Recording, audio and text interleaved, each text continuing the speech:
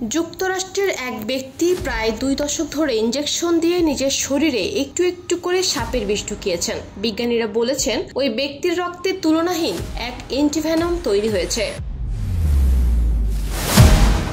ওই ব্যক্তির নাম টিম ফ্রিড। বিজ্ঞানীরা প্রাণীর উপর পরীক্ষা করে দেখেছেন টিমের রক্তে তৈরি হওয়া অ্যান্টিবডি প্রাণঘাতী মাত্রায় প্রয়োগ করা বিভিন্ন প্রজাতির বিষ প্রতিরোধ করতে পারে। বর্তমান চিকিৎসা পদ্ধতিতে যে নির্দিষ্ট প্রজাতির বিষাক্ত সাপ কামড়েছে অ্যান্টিভেনমের সঙ্গে তার মিল থাকতে হয়, কিন্তু 18 বছর ধরে ফ্রিড যে চেষ্টা চালিয়ে যাচ্ছেন তা সব ধরনের সাপের কামড়ের প্রতিষেধক হিসেবে একটি সর্বজনীন অ্যান্টিভেনম খুঁজে পাওয়ার ক্ষেত্রে উল্লেখযোগ্য পদক্ষেপ হতে পারে।